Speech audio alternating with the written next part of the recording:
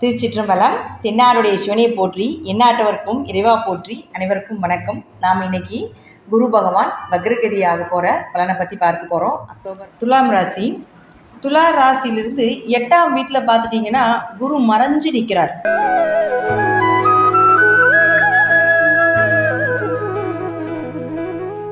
பொதுவாக துலா ராசிக்கு குரு மறையிறது அப்படிங்கிறது கொஞ்சம் பண வரவுகளை கொஞ்சம் தடைப்படுத்தி கொடுத்தாலும் சில அவமானங்கள், அதே போல் கணவரோ அல்லது மனைவி வழியிலேயோ அல்லது கணவர் உறவுகள் மூலமாக மனைவி உறவுகள் மூலமாக கொஞ்சம் மன கஷ்டங்கள், கொஞ்சம் பிரிவினைகள், சங்கடங்கள் இதெல்லாமே கொடுத்துக்கிட்டு இருப்பார்.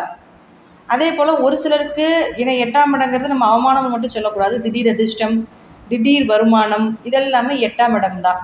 தசாபுத்தியில் நல்லா இருந்துச்சுன்னா ஓரளவுக்கு நல்ல பலன்களை கொடுத்துக்கிட்டு இருக்குது. அதுதான் உண்மை. இப்போ அதே இடத்துல இருந்து, அதாவது உங்கள் வீடுன்னே சொல்லலாம், அதுவும் சுக்கிரனுடைய வீடு தானே. துலாமும் சுக்கிரனுடைய வீடு, ரிஷபமும் சுக்கிரனுடைய வீடு. அதே வீட்டிலிருந்து குரு வக்ரமாகிறார். அப்போ பெரிய அளவுக்கு குரு பாதகத்தை செய்யாது. ஏன்னா ஒரு சுபகிரகம் வீட்டிலிருந்து சுபகிரகம் வக்ரமாகும் பொழுது பெரிய பாதிப்புகள் இல்லை.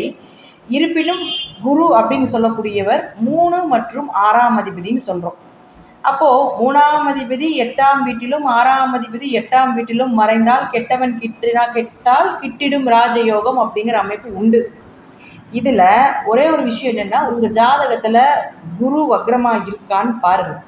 குரு வக்ரமாக இருந்து விட்டால் சகோதரர்கள் மூலமாக ஆதாயம், சொத்துக்கள் சேர்ப்பது, முயற்சிகள் கைகூடுவது, நீங்கள் என்ன விஷயம் செஞ்சீங்கனாலும் அதில் காரிய ஜெயங்கள் ஏற்படுவது, தைரியம் அதிகமாவது, விஜய வீரியஸ்தானம் அப்படிங்கிறது 3ஆம் இடம். அப்போ அதெல்லாமே சிறப்பாக இருக்கக்கூடிய ஒரு அமைப்பு இதெல்லாமே ஏற்படுத்தி கொடுத்துரும்.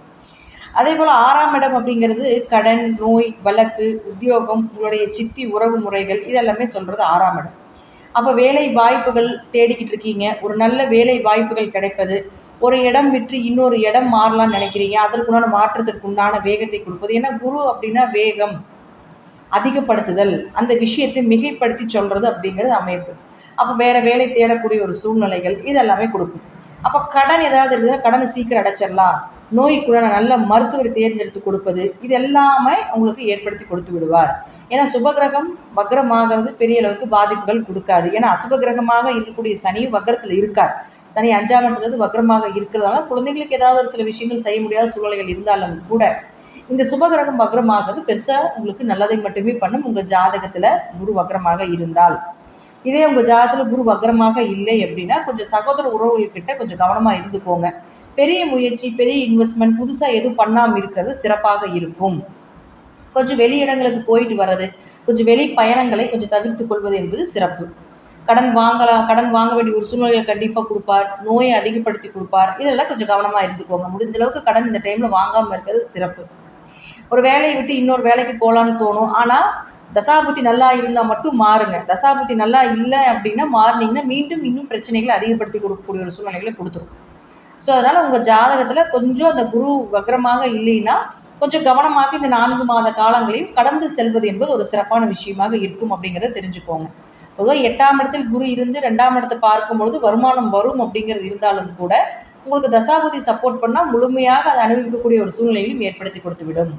வாழ்த்துக்கள், நன்றி. மீண்டும் ஒரு நல்ல பதிவில் சந்திக்கலாம். திருச்சிற்றம்பலம், தில்லையம்பலம், ஸ்ரீ நரசிம்மர் திருவிலை சரணம்.